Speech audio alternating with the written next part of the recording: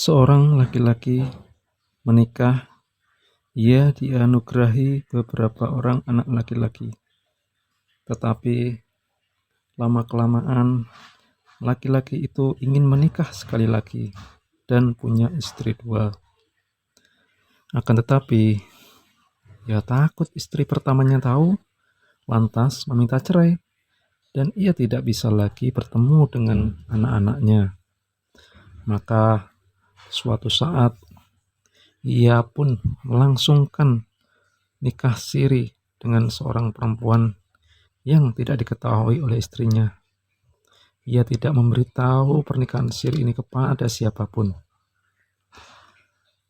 Ceritanya, setelah beberapa tahun lamanya dan anak-anaknya dari istri pertama dan istri keduanya sudah besar, anak laki-laki dari istri pertama ditakdirkan untuk masuk perguruan tinggi, dan kebetulan anak perempuannya dari istri kedua juga mendaftar di universitas yang sama. Mereka pun jatuh cinta dan ingin melangsungkan nikah siri karena mereka takut kedua orang tua mereka tidak menyetujui pernikahan mereka karena masih dalam kuliah. Mereka aneh karena setelah mereka melangsungkan akad nikah, mereka melihat nama bapak mereka kok benar-benar sama. Pemuda itu pun berkata kepada kekasihnya, "Perhatikanlah cinta dan kesamaan ini, Dek. Bahkan sampai nama kedua orang tua kita pun, nama ayah kita pun sama." Ketika perempuan itu mulai merasakan tanda-tanda kehamilan, ia meminta pasangannya agar datang ke rumahnya, meminta kepada keluarganya secara resmi agar mereka menikah secara resmi. Ia menentukan waktu ketika bapaknya berada di rumah. Lalu di waktu yang sudah ditentukan itu, pemuda itu pun pergi ke rumah kasihnya. Ia mendapatkan kejutan yang luar biasa.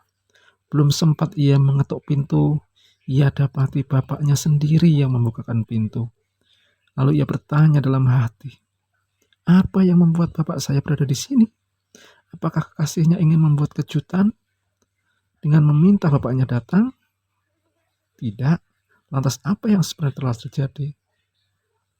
Pemuda itu pun bertanya kepada kekasihnya.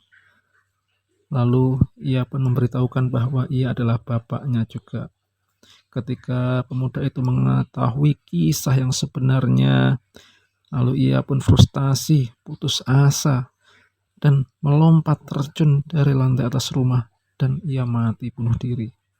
Sedangkan bapaknya karena terkejut dan shock, akhirnya ia kena serangan jantung dan langsung meninggal. Ketika kekasihnya yang mengetahui kisah sebenarnya, ia pun shock dan kehilangan ingatan dan akhirnya tidak bisa bicara. Maka dari itulah, inilah kisah nyata.